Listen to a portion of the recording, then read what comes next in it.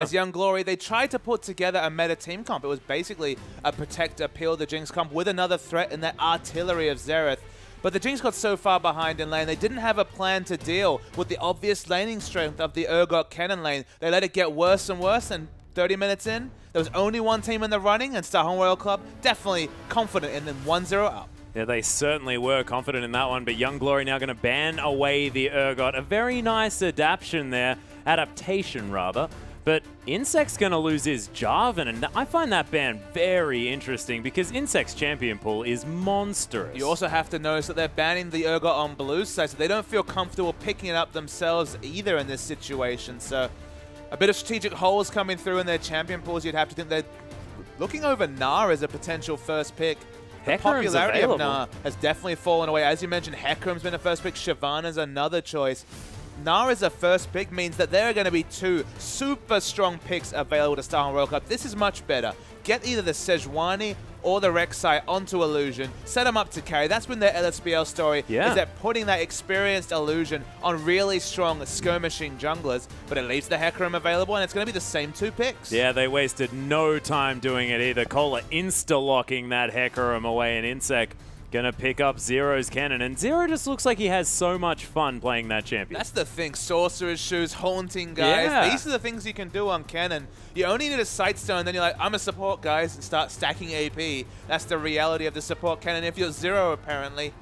And yeah, it's two very powerful picks, two control picks, but look at this, a very early Karthus. Yeah, Fly just going to lock that one away immediately there as well. Gnar taken there for the top lane, so the solo lanes seem to be locked away here. The bottom lane yet to be picked up by Young Glory, and Name cycling through some options here. He can take the Jinx if he wants to, and Insect thinking about hopping on the powerful Piggy and Sejuani, and oh my goodness, Name on the Lucian. This is a comfort pick if ever I've seen one. You talk about his Jinx a lot, but his mid-game carry action has been so good. So it's a bit questionable to go for the early pick Karthus, coming back to that Young Glory pick for Fly. Yeah. You're blind picking Karthus, which should be fine. He can navigate most lane matchups. Just sitting back with 825 range on your lay waist, you can just prune the ways and do your best Urgot impression and then power up to the late game. One of the reasons I don't mind this pick against Starhorn Royal Club is that the last Starhorn Royal Club regular season game, they did not respect the Karthus passive at all. You'll remember Kola, for example, diving in and initiating on a teleport Karthus, fighting on his grave, and then just losing the fight to the Defile and the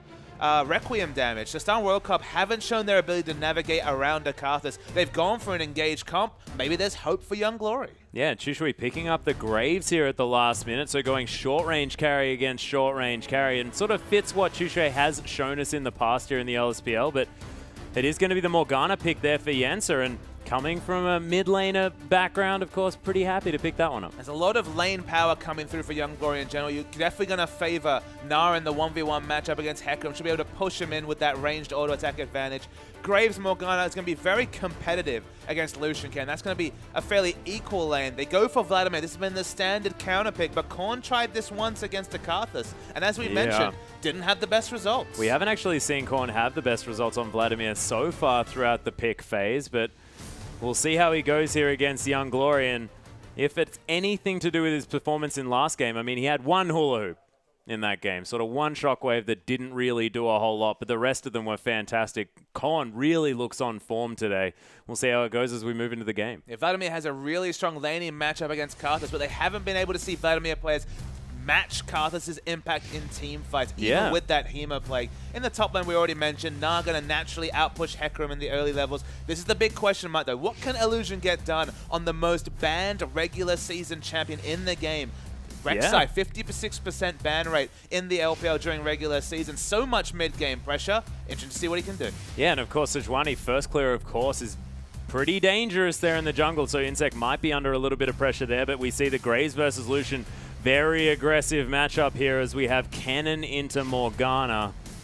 And we'll see how it goes because, of course, you have to think it has a lot to do with this bottom lane matchup and whether Young Glory can stay in it in this one. I mean, the Morgana pick kind of sticks out to me, Atlas, just because there's so many different types of magic damage. Consistent magic damage from Vladimir, other sorts of magic damage, even a big high damage magic damage support. You feel like this Black Shield's going to be broken regularly in fights and won't be able to be used for the CC negation that it's best use for on the support role is not going to be that massive magic damage shield. Not sure how much protection it's actually going to provide for the Graves, the short-range, risky carry in team fights anyway. Yeah, it might be sort of more to be used as a premeditated cleanse here as something's coming through here, but we'll see how it does work as we move through, because it's going to be very, very scary, and it also plays a lot on your mind here as well. If you get owned in that lane, I mean, there's no other way to say it, then it's really hard to come back. But ladies and gentlemen, let's go down to the Rift and see whether Young Glory can come back in Game 2.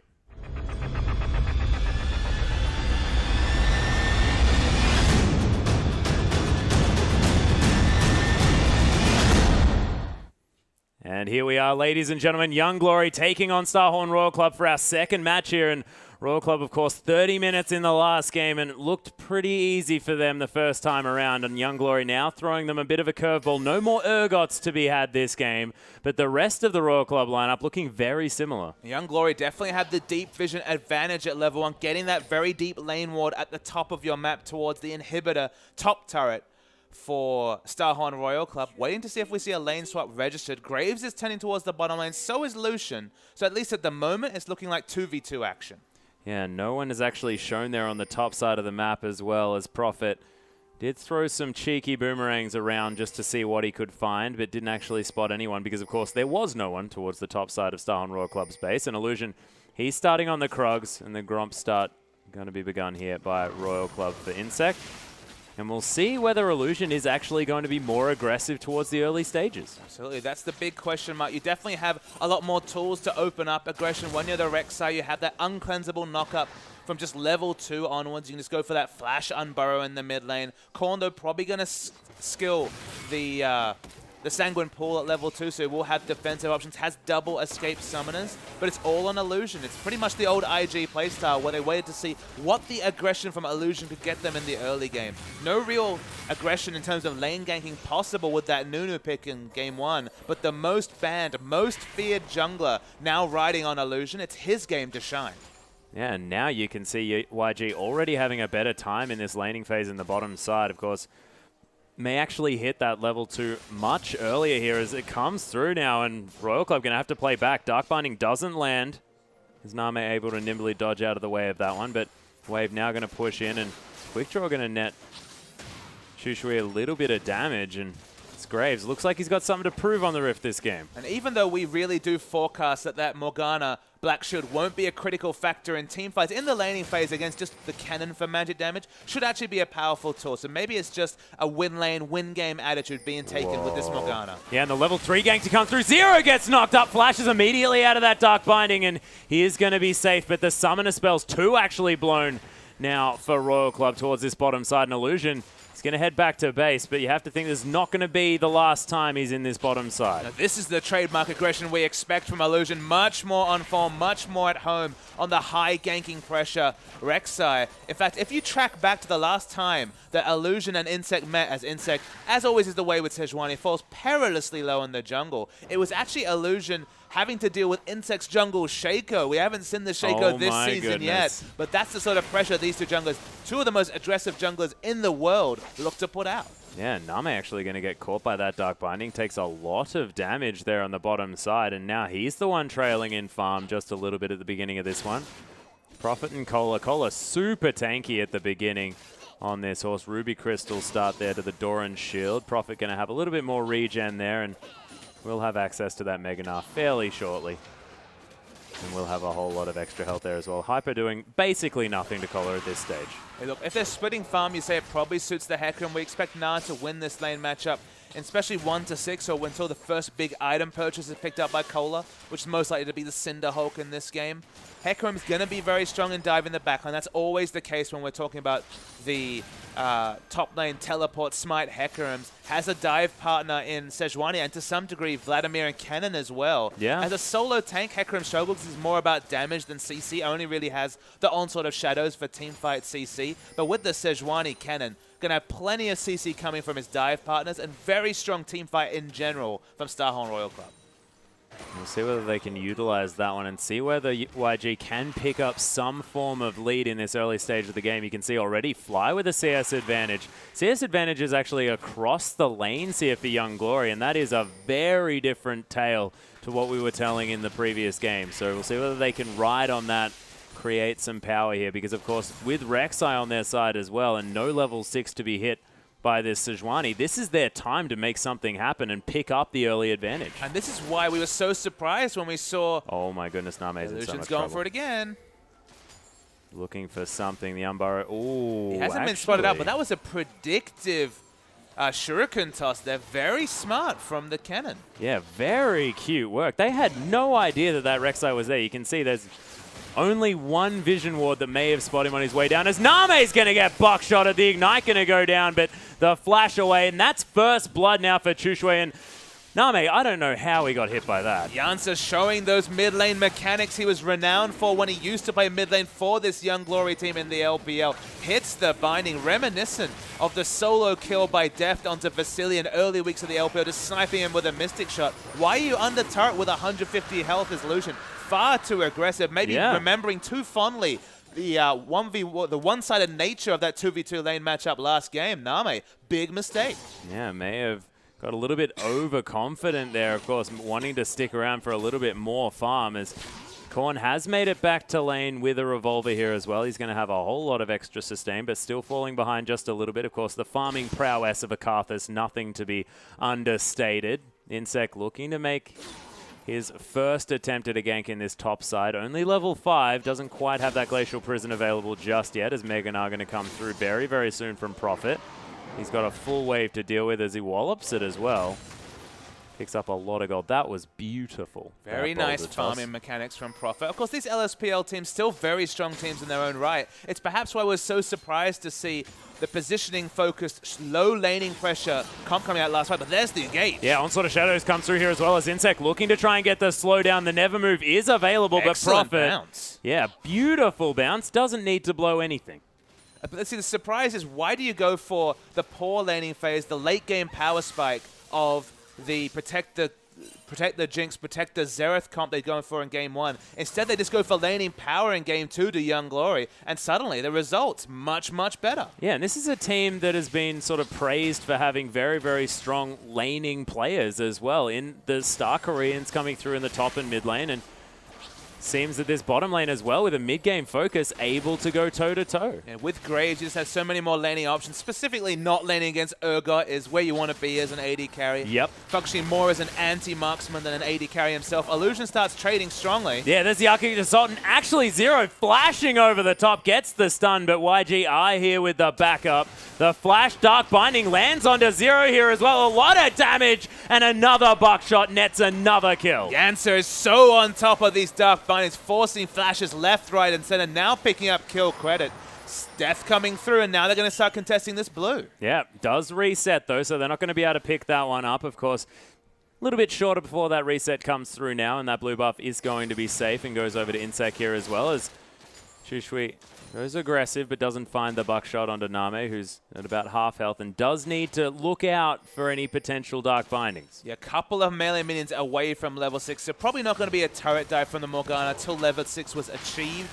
Of course, Soul Shackles into the Dark Binding will probably be enough kill pressure coming out onto Name. Has both summoners available now, though, so has a little bit more defensive options. Yeah, should be okay this time around. Fly still farming up with these Skittles. The CS difference has not changed whatsoever here, as Korn able now to pick up everything he wants. That was a really nice Defile last hit there. But the reason that we're actually seeing Karthus win this lane matchup, that we forecast Vladimir to have the advantage on paper, is the difference between the junglers. When you're talking about a jungler who has such strong ganking CC and damage at level 2 and 3 like Rek'Sai, compared to Insec, who has to farm up on the Sejuani, you have to some degree seed lane control, and the result has been a consistent CS advantage for the Karthus in an unfavorable matchup with no combat summoner. Remember, he's got Flash, but the teleport, not an Ignite or an Exhaust for that second summoner.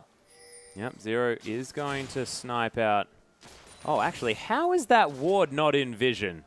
Sometimes wards are a bit crazy. Very cheeky indeed, as YG weren't able to see that one despite the pink ward, so is going to mean that Royal Club have complete knowledge of them waiting around, and Zero was able to throw in a cheeky shuriken. So CS differential completely evened out now by Name, who he had like, what? There's a spare 4 minutes in that lane, and everything's fine. But worth noting, of course, that Graves has just taken the time to shop, so of course he'll pick up some ZS as it breaks onto his turret. Fly from his items, looks to be doing his best assassin impersonation with his build. Tia into Rylai has been the very popular choice on the Karthus, as Yancer wants to hit a binder. Yeah, he's looking for something here, as there's the scrying orb to come through from Chushe, so he knows that there's a cannon waiting in the wings. Yancer going to try and start a freeze. All right, Insect knows there's a ward here, is spotted out now, but Na's over halfway down this lane. Maybe he's not that confident about the warding situation, as Prophet should have perfect vision of the piggy. Yeah, actually did have his sweeper available as well, so decided not to sweep out that one. His Prophet not going to find the boomerang there at all either, and YG actually have a lot of vision towards this top side. After what was an excellent laning phase from multiple lanes, suddenly unfavorable lanes like Kohler in particular on this Hecarim actually starting to build a CS advantage up against Na. Yeah. Hecarim in the late game is going to be very good at dealing with the 525 range from Graves. You're going to hit that item cap. We talked about it last game. It's all about the home guard boots into the Trinity Force, into the Cinderhulk. Usually Cinderhulk first, because it means that, hey, if the laning phase goes terrible, just start going into that jungle. Well, he has already picked that one up as well, now with a Ruby Crystal on top of it, augmenting that extra 25%. As Kohler's going to flash on Fly. Doesn't actually blow the ultimate, though. Korn kind of went insane there. Maybe he was just trying to flash, pull, and use the Hemoplague at the same time. The mechanics weren't there. And trading flashes, maybe that's fine. He does have his own Escape Summoner and the Sanguine Pool in a few seconds' time. But that's the only result he gets. Yeah. So they did, I guess, trade flashes. So that is one way to do it. Very peculiar. I liked it, though. I liked it. I feel like he was on another level that we didn't even quite understand. Well, look, he was playing like the jungler was there, that's for sure. Oh, yeah. Chushui actually going to have to be careful. His piercing lights are starting to build up as the Dark Binding doesn't quite find Name. Yancer still searching for one. Rylai's definitely going to be the pickup for Fly. So this has evolved into the standard Karthus build. No Rod of Ages in this build, but of course 400 health coming through from the Rylai's makes you pretty tanky. And honestly, it makes Karthus a pick champion with all that consistent CC from the Lay Waste. Insect's bound. Yeah, Insect looking for something. Arctic Assault not quite there as Illusion able to pick that one up. Takes himself out of there as there's the flash in by Zero. Soul Shackle's there, but the cannon sacrificing himself as Name tries to pick up one. Actually, Zero picks it up. Oh my goodness, the Hemoplague going to net a kill as Fly falls down. Death Defy going to be available. The Requiem.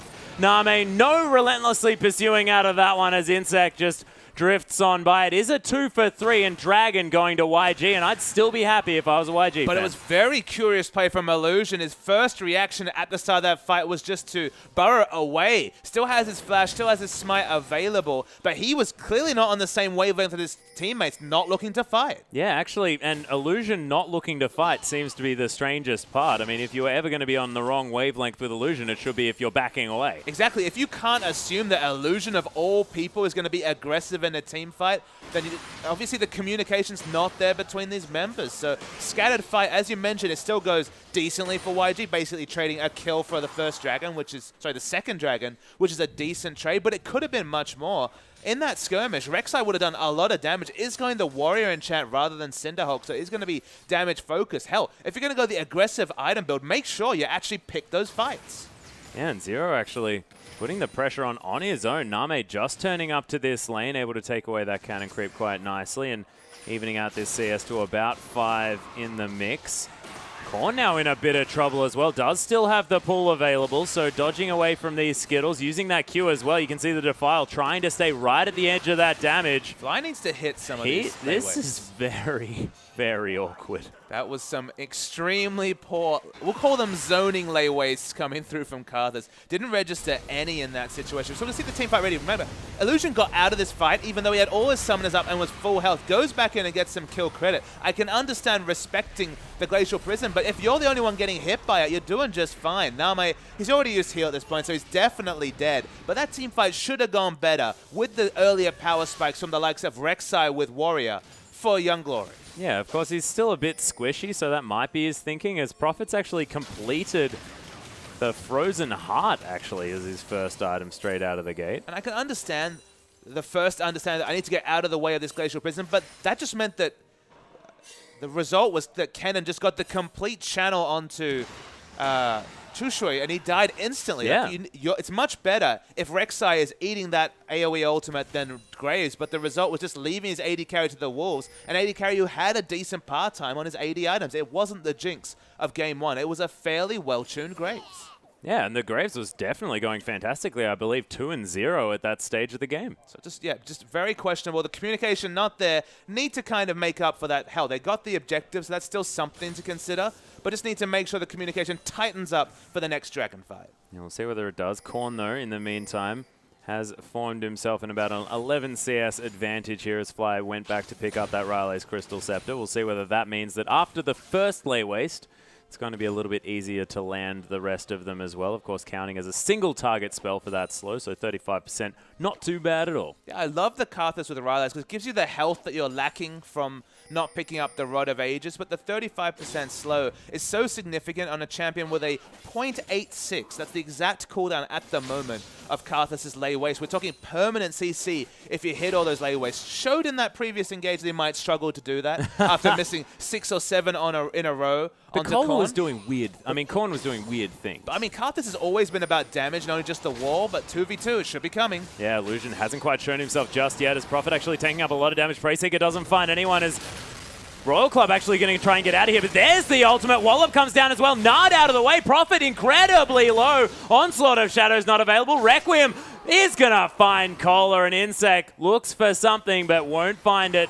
And that was turned around really nicely. I thought Illusion might have waited too long, but they are able to pick up the kill anyway with the Karthus damage. Oh my goodness, the collateral damage comes through. There's the Soul Shackles, but doesn't lock onto Name here as well as Yangtze gets it turned around. The Ignite's going to tick down, and they're going to trade AD carry for support. So again, a trade, but Young Glory coming out on top. Yeah, Name, though, is the one who picks up the kill credit in that trade. So that's a 1 trade there for Young Glory. Graves has to exit lane.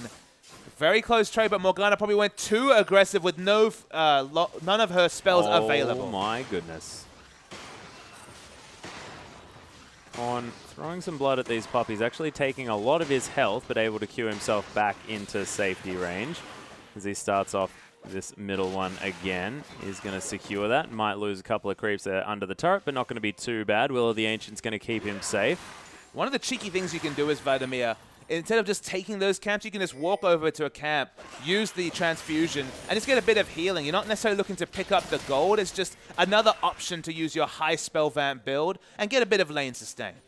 Yeah, no problem there at all. And Fly did go back and pick up a blasting one, so he's got a little bit more AP moving into this one. Probably going to be the Archangel second for, again, a bit more situational tankiness. Oh, Name in trouble, though. Soul Shackles is down. Illusion is here, but Name able to flash and relentlessly pursue his way out. He actually opened up more distance than I expected between the Relentless Pursuit and the Flash and was able to get away. No collateral damage for the Graves. They won't be able to pick up any kill credit. The Infinity Edge completed for both carries, but just a sneaky Brawler's Glove to the advantage of Chushui.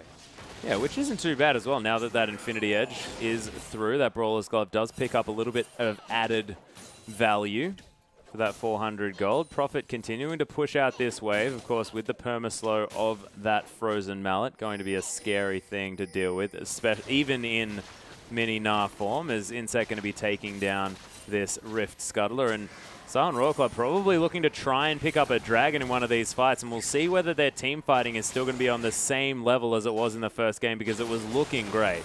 See the fight between Name, the first result, all spells used, so no collateral damage for kill pressure. Just waiting for the supports to exit into lane. And Illusion actually going to come over here as well. Comes through with a tunnel. Name not too worried about this one by the looks of things, as Illusion doesn't have any more gap closing ability. And Insect is hanging around the wings as well. And YG probably just looking for a pick to try and transition into that third dragon. Absolutely. Just want to get someone low enough, whether it's a kill credit or forcing them to back to make this dragon even easier. Looking down the summoner spells, most of them are up. Crucially, Karthus does have Requiem available. So we should see a fight being on. And look at this. Karthus looks like he's actually going to be able to take down Vladimir's turret. This is Karthus, one of the worst auto attack frames in the game, has managed to solo take down the turret of Vladimir. The thing is, I mean, he's had a lot of friends to help him do it here, able to push out his wave over and over again. Profit takes one out as well. It's a lot of global gold to be picked up, and what was a 1,000 gold lead just before this moment, now stretching out to almost 3,000. Things looking good for YG. We'll see whether they can go back, spend this global gold, have that 3,000 gold advantage in the next fight, and then really take it to Royal Club. It looks like a 1-3-1 split is going to be the choice from Young Glory, because look at these item choices they have. Frozen Mallet is the rush from Gnar in the top lane. Suddenly has consistent CC on the Hecarim, where you're already going to naturally win that lane matchup. Rylai's in the mid lane. So much slows everywhere, but the fight's on. Yeah, Zero in a bit of trouble here as well. Blows the ultimate. There's a beautiful one from Insect, though, and the flash over the wall doesn't quite save his life as Name tries to pick one up. He's still alive somehow as Prophet just Goomba stomps him there, and the Requiem to come through. Insect does not have enough in order to survive. That's the only kill that's going to come through, apart from Prophet picking up a cheeky collar on the backside. And where was Korn? There's a 4-for-3 win. That was the result. I believe Korn might have been fighting on a different front that we saw off screen, but YG, they've still got quite a lot of dragon damage. They're even going to leave Illusion to solo it. Importantly, this is the 3rd Dragon Atlas, so that's now the movement speed over to YG. Yeah, and even more importantly, denying the 6% stats here from Royal Club, and now that we're moving towards that mid-game getting far more relevant. And suddenly, the Haunting Guy's aggressive build comes out for Zero, even when his team is staring at a gold deficit in this game, about 3,000 gold, the lead to Young Glory. Cannon's going to be doing respectable damage with his abilities, but he's so squishy at this point, and probably needs to start using that ultimate more for disengage than engage, because engaging on top of a Karthus, it's kind of been one of Starhorn Royal Club's poor decision-making choices in previous series, and might be it again. And it has been Fly able to make things happen. He's been dying in the right spots as well, you have to say, as that crit really doing some work here under Zero. But Seraph's Embrace now completed by Fly as well, and he's going to have a lot more control about where he dies in these fights, because it's not going to be happening too quickly with the added shield. So many pick options between just the auto attacks of Gnar now being a slow. The Rylai is providing a 35%, so the Dark Binding, which has already been consistently registering from Yansa, who now has an Aegis as well for the team. Double Aegis, can be Aegis in both parts of a fight. Even if it's a 3v3 and a 2v2 multiple skirmish fight, going to have that magic resist aura, and it negates a lot of what Zero spent all of his gold as a support building up. Yeah, actually, my goodness, that first crit to come through from Chushui really doing some work here under Name. You can see he's able to at least lifesteal himself up just a little bit with that Doran's Blade. And has a potion there still in his back pocket as well. Is the culling going to come through? Name able to register a lot of bolts there from that one. Chushui going to have to be careful underneath this turret as collateral damage easily cleans out all of the creeps. Vladimir was there for a potential turret die, but Rek'Sai ports over. Chushui, importantly, doesn't have any potions in this situation, now using his last one to get just over half health. Cola still hasn't hit item timings to be able to deal with this Gnar. And again, whenever he overextends, whenever he's away from turret, he's eating multiple hyper procs just because of the Frozen Mallet slow. Yeah, well, this will be the real test here as well, as if Cola can really jump on top of now a fairly strong Graves and take him out of these fights. He hasn't hit the item timings just yet. Has 2 of the 3, and so, in fact, 2 of the 3 items and 2 of the 3 parts of the Trinity Force. So he's about 1,200 gold away from really having the big burst quotient, but you need multiple things. You sort of need a flank ward. You need some aggressive wards down so you can get the flank onto the enemy. Because trying to devastating charge, then Onslaught of Shadows onto a carry through 4 members, it's always difficult. You're going to have to deal with the wall, respect all the consistent CCs we're talking about. Yansa looking for the binding. Yeah, doesn't quite find it here as Zero actually coming through aggressively there with the ultimate popped as well. There's the Soul Shackles down. He's going to stun up Zero here just a little bit, but Korn tries to make his way around Hemo Plague. Not going to get too much done, but the flash forward picks up the kill under Yansa, and Chushui going to have to get out of here, and this might mean the first turret, for Royal Club. And Karthus is going to keep pushing, doesn't have to respect them because 4 members showing him, but the port comes through. Karthus taking 2 turrets unanswered is something I've never seen in competitive, let alone even in solo. You're so hard to push as Karthus. You're usually anchored defensively under your turret, but Fly's got this inner turret to half health. Yeah, it has a lot of AP as well. You can see Needlessly Large Rod picked up on top of the Seraph's Embrace, starting to scale up in this one. 264 CS here at 24 minutes into the game. ain't nothing to scoff at. And no one really going to naturally itemize a Hex Drinker, maybe Cola after the Trinity Force. Locket can only do so much work, and the AP's definitely stacking on the Karthus. Yeah, and Insec at least does have that Locket of the Iron Solari, so a little bit of a shield going to be available, but like you mentioned, it's probably not going to be enough. And the double Aegis, Papa Smithy, actually turned into a Banner of Command here for Yancer. Banner of Command has actually been the Invictus Gaming special. It's a very interesting item just because when you're trying to push, especially making one of those promoted minions magic damage resistant means that Vladimir won't be able to help with the wave clear. It's just going to be Name. Have to get in pretty close range of the minions to hit the piercing light on a priority minion, which is a crazy thing to say. Not a priority target, but a priority minion. So it might actually be relevant. But again, it's for split pushes. It's to set up split pushing situations. And when you've got a Gnar with the Frozen Mallet, when you've got a Karthus with Rylai's, so many possible split pushes, throwing in a promoted minion is just going to make the split push better. Yeah, damn right. And Insect going to be taking away this blue buff as well. Korn might want to pick that one up for the cooldown reduction here, and he is going to. It's a battle of item timings. This next dragon in a minute and a half. We're talking about finally the Trinity Force, the holy trinity of Hecarim items. The Trinity Force into the Cinderhulk, into the mobility boots. Now they need to get some flank wards to try and instantly kill Chushui. He's on a short-range carry and Graves. He's mostly going to be relegated to burst if he has to respect both Kennen and the potential initiation from Hecarim. Keeping him out of a fight, making sure that Karthus is the only real teamfight damage threat. Maybe that's the way that Star Wars World Cup get their first dragons, can start to get into these fights. Yeah, we'll see whether they can make this one happen. 47 seconds now on the dragon. It's Royal Club getting to the point where they're starting to be put on a timer here by the 5th. Of course, if this 4th one is locked down now but for Young Glory, they are going to have a lot of control and a lot of power in this game as well, because Royal Club are going to have to respect every time they go towards that pit. Exactly. It just means that every 6 minutes, even if they don't pick up that crucial 5th dragon, the game is on a semi-timer at that point, because you always have to respect the amount of win conditions that are open, the amount of power that is given with an extra 6% stats, and just the true damage, ensuring that everyone, regardless of scaling, is a damage threat from the YG side. Yeah, and it's a 12% stat swing here when you've got a Royal Club lineup that don't even have one dragon, as the Hyperprox doing some work onto Cola. This Prophet keeps being annoying underneath this turret. I know that Spawn's not a big fan of the Frozen Mallet, specifically the Frozen Mallet Rush on Gnar, but I'm actually a pretty big fan of it just because I've seen games like, for example, it was a CLG versus TSM, their first meeting of the season in the NALCS, where Zion Spartan rushed the Frozen Mallet on Gnar, walked up to an Ahri, auto-attacked her 3 or 4 times, and she had to ult away. And just having that kind of pick CC, the consistent CC coming out from a Gnar in a split-pushing situation. And remember, the Hecarim actually loses damage when he slows. He's going to be consistently slowed in a trade. It makes him worse at trading with the Gnar, and just makes the Gnar split push better. Yeah, 50-50 smite to come through here as Illusion wants to pick it up. Insect's got it though as Name forced to get out of here. Fly through to the backside as Prophet's going to come down as well. Zero going to be taken out of this fight. Fly going to die. And they're not fighting on the Defile this time as Requiem comes through. Doesn't find any kills and Yancer forced to run away. Cola, in the meantime, going to take down the Eddie Carry in the backside, and Starhorn Royal Club with a much better fight. Able to disengage away from the Death Defy. That's been a very difficult thing for Star Royal Club to do in recent series, but much more successful that they get their first dragon. Suddenly, the 6% stats are all evened up, and no one loves them better than that Vladimir, who now, of course, gets extra ability power and health from the 6% stats. And he's already got the added 30% from the Rabbidan's Death Cap as well. This is a huge spike in power here for Korn. 311 CS as well at 28 minutes.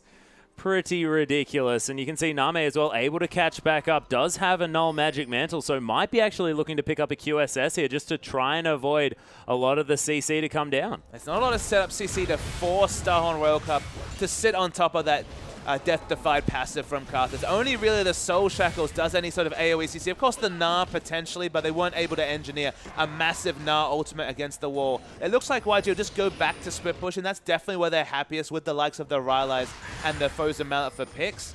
But one of those win conditions, the 5th dragon, it's that much further away now that Starhorn Royal Club are on the board. Yeah, certainly is. Name actually may not be going towards that QSS, of course. It may just be the Banshee's Veil wants to pick it up a little bit earlier than normal. I mean, it's not that much pick CC, so yeah, the Banshee Veil probably makes more sense. Even a Hex Drinker. A Hex Drinker will probably be the best insurance against the Karthus damage, but it doesn't really help against the Morgana. You have to really play around the Black Shield. So either QSS or Banshee Veil probably just deals with more threats than Hex Drinker, which is very cost-effective, but this doesn't necessarily build into a late-game item for Name either. Yeah, we'll see what he does go, because he built a BF sword there as well. Wants a lot of extra damage. Might be going towards that Bloodthirster. We'll see what does happen towards the end of this one. As Insect going to nimbly dodge around that Dark Binding now as well. And YG, they are playing a little bit further behind than they were before. A little bit sort of more reserved in their play, because they've just lost a fight and they do not want to let Royal Club get back into this game. So the thing that Royal Club needs to do in these fights is try to lock down one of these threats, whether it's the Karthus or the Graves. They've got so much Pixie C between Zero on the support with the Slicing Maelstrom, the Glacial Prison coming through, and then of course the Onslaught of Shadows as well. Get one of those picks, then disengage away from the Karthus and just try and fight normally. It's only the really big two-threat comp coming through. So they just need to fight smart. It hasn't necessarily been the Starhorn Royal Club way recently, but with Insect back in the lineup, more experienced shot callers on the team, just navigate around the big trump cards for YG, which is mainly this Karthus passive. Yeah, and the Death Defy has been doing some work towards the beginning of these fights, but at the moment, Fly being dealt with relatively well by the Starhorn members. That being said, I mean, Chushui was right out of that fight, and Cola sort of able to zone him away from everything. If Young Glory managed to get a fight on their terms, will things be a whole lot different? I mean, the question is, how do they force a fight on their terms? How do you ensure that there's no kind of flank wards for Cola to get that big flank Onslaught of Shadows onto Chushui? It's much harder to do than it is to theorize about. But yes, if there is a fight where Graves is able to consistently put out damage, where he isn't zoned by the Hecarim, and again, they find a way to force Fly, keep him alive or keep him on that backline doing consistent damage. When there's a Karthus, there's always a way.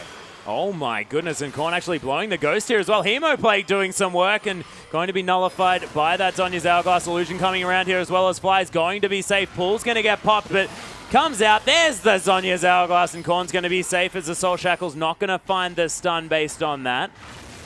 Both mid laners are going to survive after interesting ganks and counter ganks coming through from both sides. Well, in an extended lane, you can see that just the Ghost being popped by Korn is kill pressure onto the Karthus. If you can't hit those layaways to disengage Korn, there is significant kill pressure. This is the part of the game where Vladimir is happy to find Karthus in a long lane and just try and kill him. Yeah, well, it does seem to be working out so far. Of course, managed to get that flash out previously, but now actually Fly able to sit underneath his turret. You can see a whole lot of Starhorn Royal Club members are pooling around this Baron area. They do have vision control around it, but Name is going to head back to base. We'll see what he picks up as Wall of Pain comes through onto Korn. Yansa looks to try and grab something as Layways doesn't find it, and Korn, a lot of burst to come through. There's the Sanguine Pull actually dodging out of the way of the collateral damage. YG can't find anything. Void Rush to come through, but Rek'Sai nowhere near anything either, as Cola able to come back to this lane and stop this turret from being taken down. But you can see Korn can hold onto his Sanguine Pool for so long during those 3v3s, during those skirmishes, because there's not much Pixie C. It's only the Dark Binding that he really has to respect. In general, he has to respect Yansa because the tether from the Soul Shackles does go through the Sanguine Pool, so that being applied is potentially a dead Vladimir. But otherwise, happy to be pretty aggressive and overextended in the mid lane. Yeah, not too worried as Name going to take some wolves here as well. Heading towards the Grump, wants to finish off another big item before the next fight, you have to think, and we'll see whether he's going to as Royal Club. Down towards this bottom side, Dragon up in another 20 seconds, and Name's heading back to base. If YG go very, very quickly, they'll be able to take this one down. Insect was trying to take out the Rift Scuttler, but not going to find it. Gnar is definitely not teamfight ready. No rage whatsoever on that Gnar bar. Hasn't been able to auto-attack anything. We haven't seen the big 3-4 man Gnar in a fight. You feel like that, coupled with Karthus, might be enough teamfight control to bring around a teamfight victory for Young Glory, because there just hasn't been any big skirmishes win for YG in the last 15 to 20 minutes. No, it hasn't, and Name actually with the perfect item timing here as well, picks up the Bloodthirster ready for this fight. He is even now with Chushui as far as that item is concerned, but has a Null Magic Mantle on top of it. Boomerang's coming through, annoying Insect here just a little bit as procs a hyper on it. Yeah, not too bad. Ardent Blaze finding Fly. YG have started off the Dragon. It's taking a fair bit of damage as Insec actually pops around, does a little bit of a drive-by. And this one's going to go down very, very quickly. 4th Dragon now for YG is going to be taken with no contest. Actually, Royal Club looking to try and push this mid lane instead as Fly thinks he might have caught someone out. Arctic Assault onto him, though. There's the Skirmisher's Saber. He uses the Seraph Embrace, but in the backside, it was a massive ultimate to come through from Insect. Korn actually using the Hemo Plague onto Yushui, but oh my goodness, Yancy just gets destroyed as Prophet jumping into this fight. Naz Name against the wall as the heal comes down, but Prophet forced to flash out of the way. The heal used by the other AD carry as well. A double kill for Korn on the back of that one, and Fly the Death Defy, not enough, and it's an ace in the end for nothing for Royal Club. Fly lives, but he might as well be dead. It's actually an excellent team fight coming through from Starhorn Royal Club. What you noticed there, Atlas, they engaged on Karthus when he split away from his team and used the Glacial Prison to stop people grouping with the Karthus. Karthus couldn't fight with his front line, couldn't fight with his back line because he was separated and was just a non-factor in the fight. So separating away the Karthus just meant that they could deal with the other members in extended skirmishes. That's where Starhorn Royal Club looks strong, and that's the team fight win for the team. Yeah, it was really beautiful, as well as there were sort of multiple things going down onto Fly, just sort of getting a bit sandwiched there by the two tanky members, and there wasn't a lot he could do about it. I mean, Karthus doesn't count for a lot as we're waiting. Remember, Lucian's healthy, but doesn't get through crucially with the burrow. But if no one's forced, especially the squishy members, to stand on the Defile, there's not a lot of kill pressure or team fight damage coming through from Karthus. Illusion tries to do damage from Korn and swiftly realizes that, nope, you can't do that. Yeah, no, that is not happening this time around, as Korn does have a Haunting Guise completed on top of the rest of his items that he did have. Of course, not actually opting to go for a Void Staff for his next item is interesting to me, but where do you think that thinking comes from? I mean, it's not a lot of magic resist stacking. Everyone has the 20 magic resist from the Aegis Aura, even in these separated long skirmish fights with double Aegis being completed. One of them turned into a Banner of Command, the other one into a Locket. It's only really that for magic resist. I'd probably prefer... but he actually already has the Void Staff to mention, Atlas. That was in his inventory. Right. No, he just sold his Door and Shield and picked that one up. Okay, but the Haunting Guise into a Leandris just means consistent damage to the health stacking Gnar, which might be relevant. Yeah, no worries at all. And he actually confirmed our thinking there at the same time. Just wants as much magic penetration in any way that he can possibly get it, that he can. And it's a lot of damage now available for Korn now that he finishes an outright Void Staff as well. Culling going to come through just to deter these YG members from sitting under this turret. But, of course, the wave clear from Fly definitely up to the task. 680 damage on a single target. But Name just going to use his Bloodthirster shield to cheekily tank up this turret as well. And with the Baron buff, Royal Club able to take that one down. You can see Preyseeker going to find Korn there just a little bit as well. But it is going to zone the members of YG away from this inner turret. And the siege now begins. We'll see whether they can stick around under this one. They have great turret damage, but not a lot of range on Lucian, especially no Gragas to reposition these wave clearers away from the turret. So very hard to see that particular outer turret with 5 members of the Star Royal Club. They're just looking for a pick. No big objectives to fight around, so Young Glory just going to be on wave clear duty. Yeah, they are going to have to take care of the super creeps coming through that mid lane, though, as Wall of Pain not going to quite find Name. Of course, wishes he could cleanse away that slow, but unable to do so with the Relentless Pursuit anymore. That is going to get out of the way of the lay wastes, as YG actually have some decent wave clear, and Cola in this bottom side pushing up this wave as well. And Starhorn Royal Club have certainly had that going for them this series. They have been able to control their side lanes very well and utilize Cola with his teleport very effectively. I mean, Cola has teleport, has Trinity Force complete, does a lot of turret damage. They're happy to set up this split push situation they have going now, and of course getting even tankier and tankier. Already has Frozen Heart and the Spirit Visage. This Hecarim is going to be a backline damage threat, diving, and also going to be super tanky, so teamfight relevant at this stage. Yeah, teamfight relevant, but also incredibly split push relevant as well, as Korn uses the Sanguine Pool to get himself out of danger after getting hit by that Dark Binding. It's a nice little smoke screen there just to stop him from being able to see his friends. As the rest of YG trying to sort this one out. Prophet able to head down to this bottom side of the map and clear out these creeps, as Cola is going to rejoin with his team. The rest of them actually picking up some items here on the side of Royal Club. We'll see what they do, decide to go back and pick up. Last Whisper outright for Name. That is a big deal. Straight up Last Whisper. He's actually sitting on quite a lot of gold still. Might be the Banshee Veil. Well, no, he's going to back away. So that was just his purchase coming through. So it's going to be Banshee Veil soon. The Banshee Veil is probably the death knell of this YG comp. There's not going to be any pick pressure or even Requiem damage threat coming through when the Banshee Veil is completed. With the base broken, only really the 5th Dragon is a potential contest point here for Young Glory. It feels like Star World Cup is just going to wait for this next Baron, pick it up, and then look for the finish. Yeah, 50 seconds on this Dragon now. Young Glory probably want to fight for this one as well as Illusion hanging around. Doesn't want to give up the Rift Scuttler as well as with 40 seconds to go. That will definitely be giving them irremovable vision on that Dragon as YG pushing up this mid lane. That inhibitor not available just yet, but will be respawning very, very soon. Royal Club probably going to be able to pick themselves up their second. And despite the fact that Name and Chushui are damage equals in terms of the items they picked up, have identical 4 AD items, you just feel that Lucian, with his inherently more long-range damage, the Piercing Light at bigger range, Zero looking for an engage, but that's a massive wall, of course, now that we're level 18. You just feel like Lucian's going to be able to put out so much more safe damage in a fight compared to Graves. Yeah, and in fact, right there, the culling to come through as Insec actually going to Arctic Assault over that wall to safety after that binding does come through. Zero looking for something here, wants to get a slicing maelstrom happening in this fight as Royal Club. They've started up the Dragon. He's going to be taken, actually stolen away. 5th Dragon for YG as the fight starts off here. And there's the slicing maelstrom. Prophet Nas Name into the wall. The Wallops there at the same time. But let's look at the rest of the fighters. Fly able to get right in amongst it. Cola and Korn doing some work here. Not quite able to pick up the kill, but Nami falls down.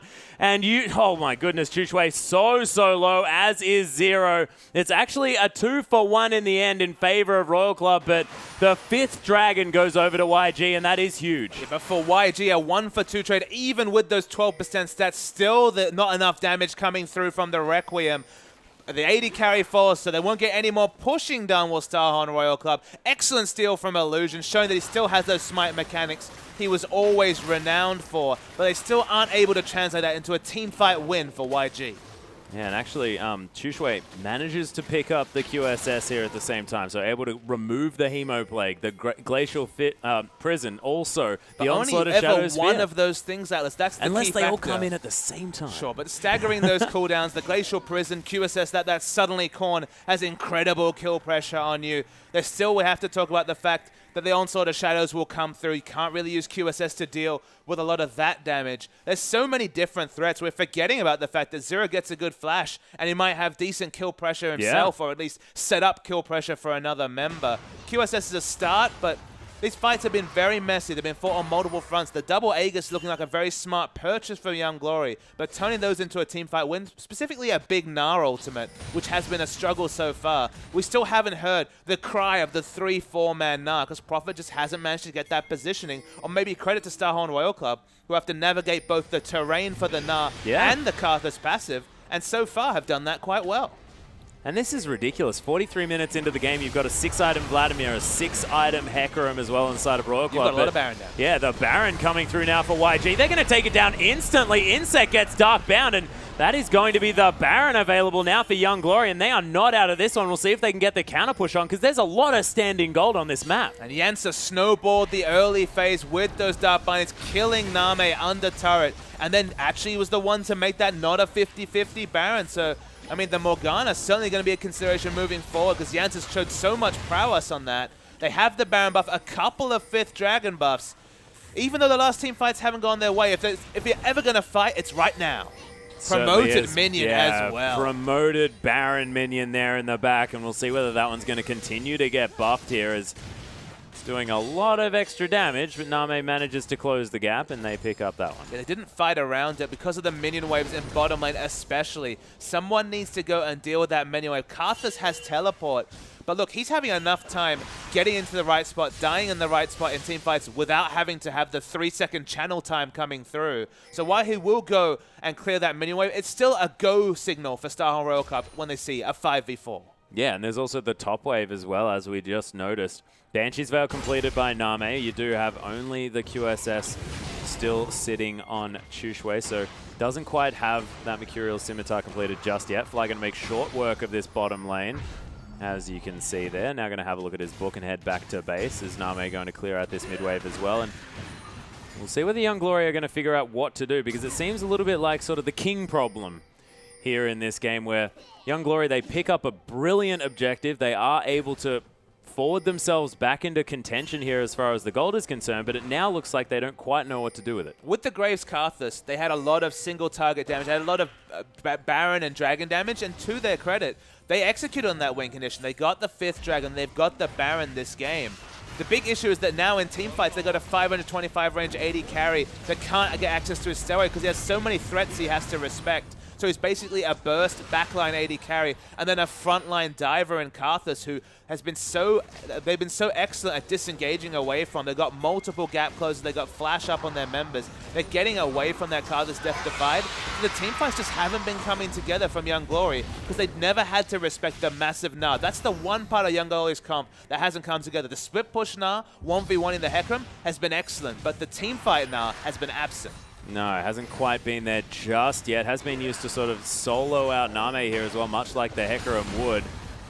And it's another Banner of Command super minion here in the back.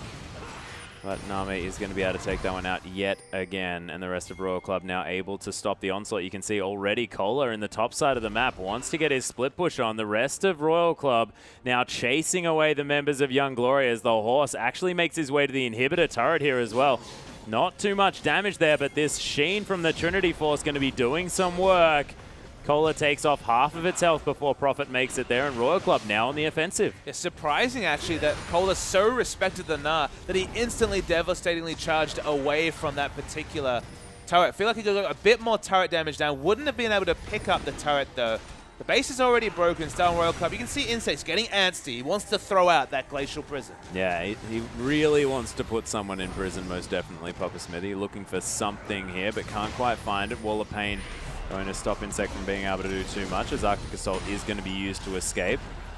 Shuriken's coming down. Actually, Fly taking relevant damage from that one, as it's a Zonya's Hourglass and a Void Staff completed for 0. There's the flash into the ultimate there as well, as Fly gets Hemo Plague down. Korn uses his Sanguine Pool. Fly is going to use his Zonya, so he's going to survive. 0 picks up Illusion there in the backside as Sluche, oh my goodness, the Gnar to try and knock them away, but Royal Club are doing so much work in this backside. Prophet tries to throw the boulders as Kola tanking up the turret for a little while, but Prophet's going to fall, and the ace for Royal Club. Beautifully played. They'll take down the inhibitor and probably just finish the game. And Insect certainly felt like pressing the go button with the flash into the Glacial Prison. The key factor you saw in the backline, Kola far too strong for Chushui. Takes him down in the backline. No damage from Graves. The Karthus dies first. That's all the damage for the team, and they can tank this up and end the game. Yep, Name actually tanking this turret for a little bit longer than he otherwise would have liked, but the Nexus turret is going to fall down. The Royal Club members able to take down their Nexus as well, and after definitely a more difficult game, 8,000 gold the lead, Royal Club make it a 2-0 so far in this best of 5. But a lot more credit to Young Glory needs to be past that game. Knew that they had objective control with the comp they had, and specifically the Rek'Sai, had complete ownership of those neutrals, had the 5 Dragons, had the Baron as well. But they just weren't able to pick fights they wanted. Star Royal Club used their mobility to fight on multiple fronts. Finally, we felt the impact of the Vladimir versus Karthus. The Hemo Plague was really helping in the backline. And if we've learned anything over the last couple of weeks, it's that Hecarim diving onto a short-range 80 carry will register the kill. Graves falls down, only Karthus for damage. Magic Resist stacking across the board, and Starhorn Royal Club take the game. Yeah, Starhorn Royal Club definitely looking fantastic in that one. And you have to look at this Hecarim and think that has been the common denominator over these games. Kola has had brilliant performances. We'll see whether that is going to be what Young Glory are going to be thinking about. But ladies and gentlemen, we're going to have a short break. But after this, we're going to see whether it's going to be a 3-0 for Starhorn Royal Club or whether Young Glory begin the comeback.